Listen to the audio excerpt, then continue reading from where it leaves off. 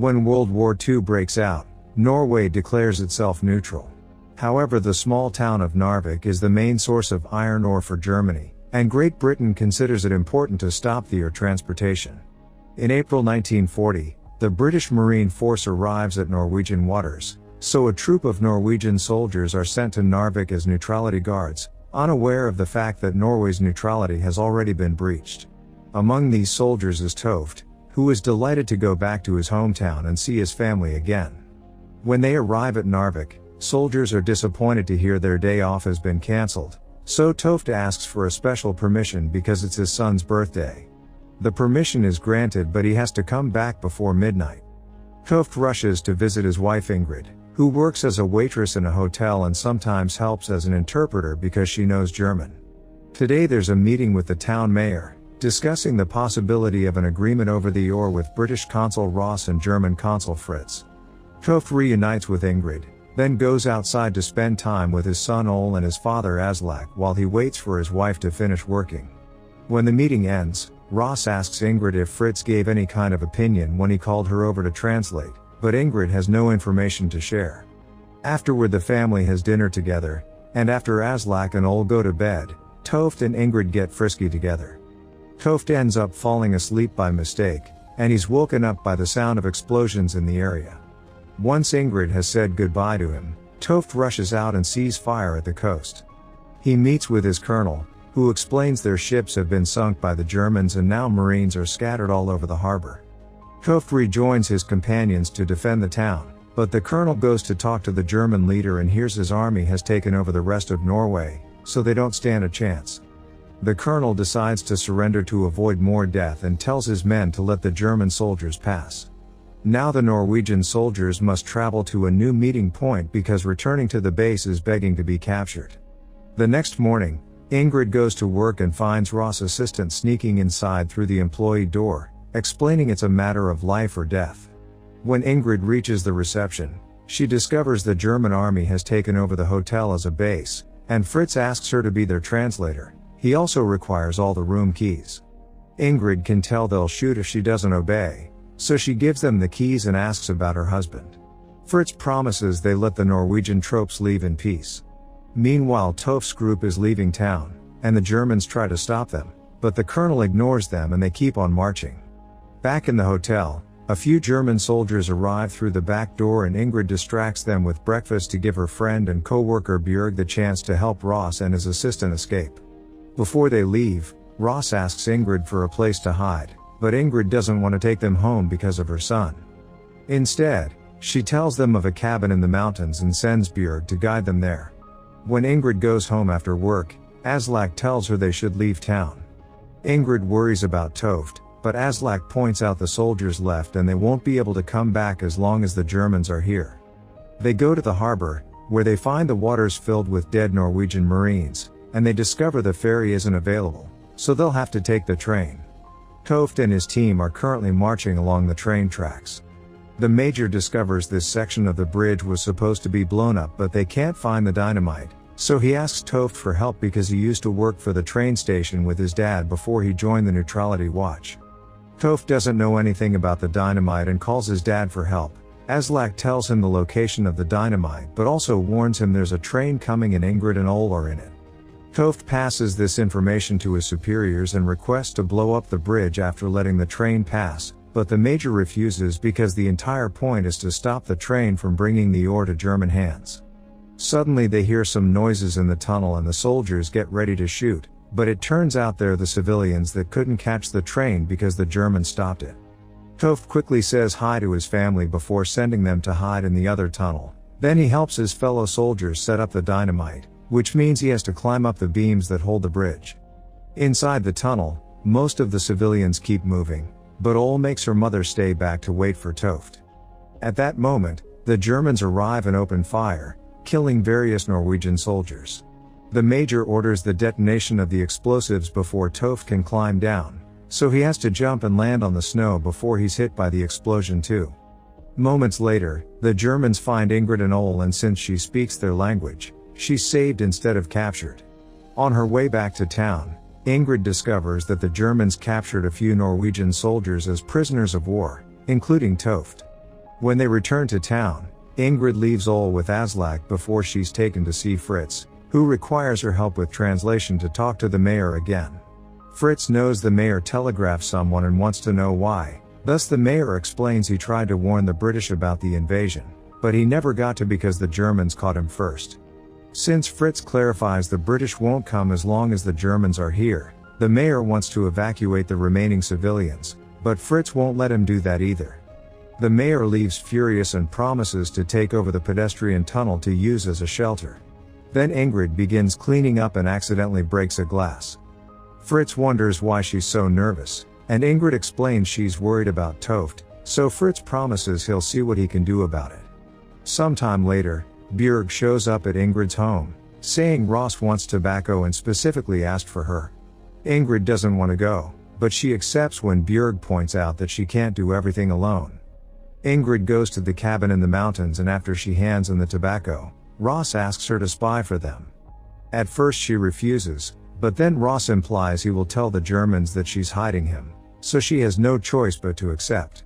Ross knows his ships are the best, but he needs her to find out how the Germans would protect the city against a land attack. The next time Ingrid is serving coffee to Fritz and his men, she pays attention to the drawer where they put away their maps and plans. Suddenly an explosion can be heard from the harbor, and Ingrid looks through the window to discover the British are attacking. She rushes out of the hotel and meets with Aslak and Ole to hide in a basement with the rest of the neighbors. By the time the battle ends, night has fallen. Ingrid returns to the hotel where she learns that the British sunk all the German ships but they haven't come ashore yet. She guesses they're waiting for her intel. She helps take care of the wounded soldiers, and when she sees Fritz, she asks for any news on Toft. Unfortunately, Fritz explains things are too tense now to ask for favors regarding the soldiers that blew up the bridge and ruined things for the Germans. Since Fritz won't help her, Ingrid decides to take advantage of everyone being distracted to sneak into the office and steal the maps and plans.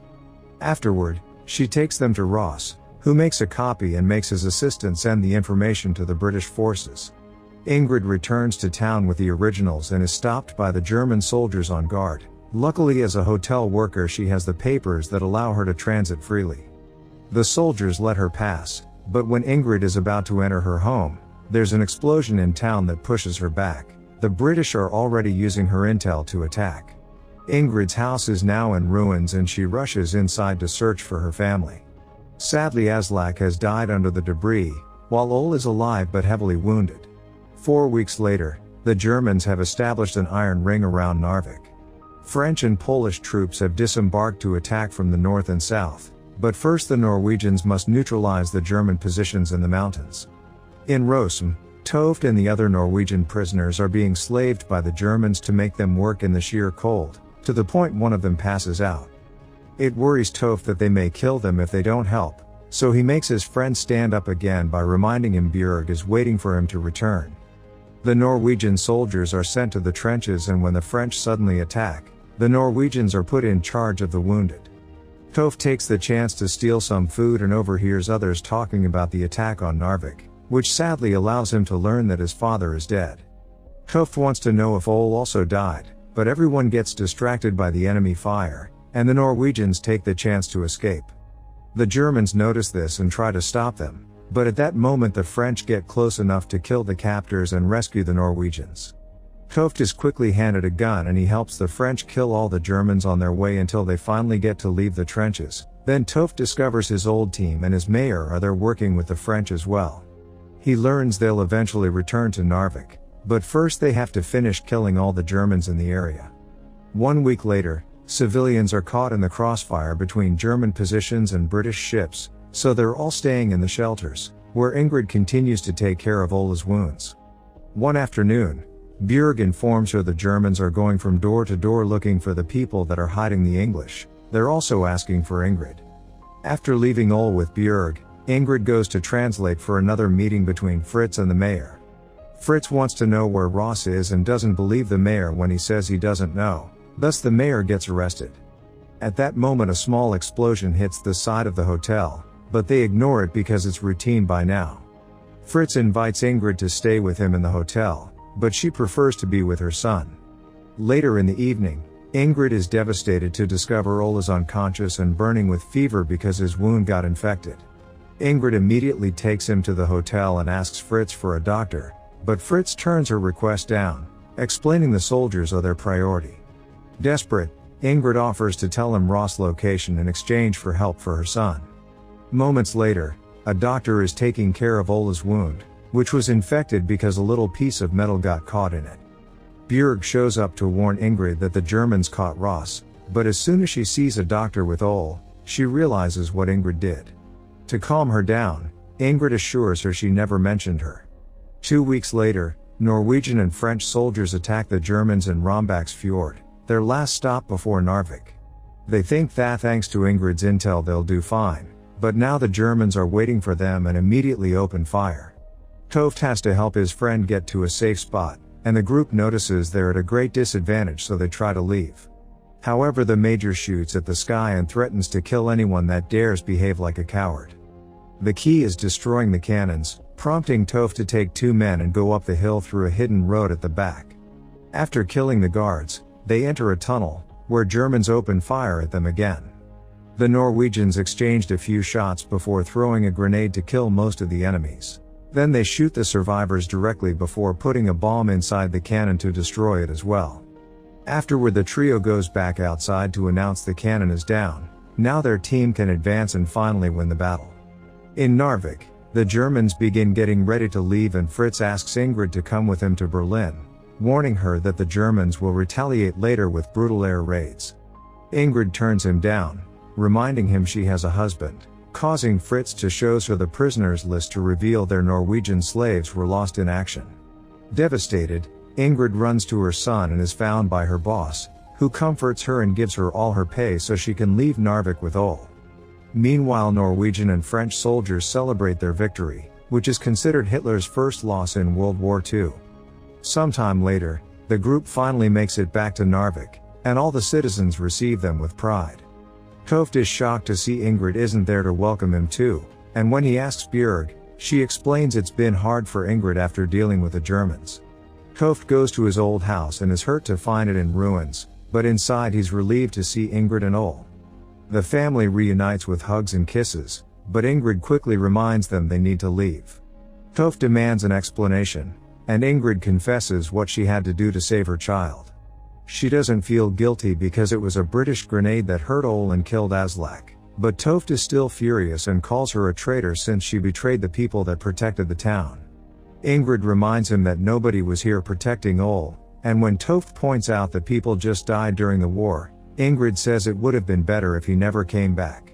Ingrid tries to leave with Ole alone, but at that moment, German planes begin bombing the area. Toft rushes to drag his wife and kid behind a wall for safety and tells Ingrid this is her fault. Some screaming can be heard outside, and when Toft goes to check, he's distressed to discover his best friend is dead.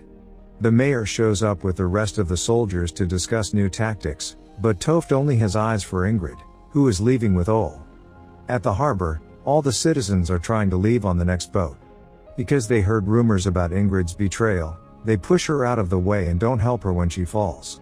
Ingrid begins picking up her things thinking she'll forever be alone, but suddenly a pair of hands appear to help. It's Toft, who has quit the mission to be with his family.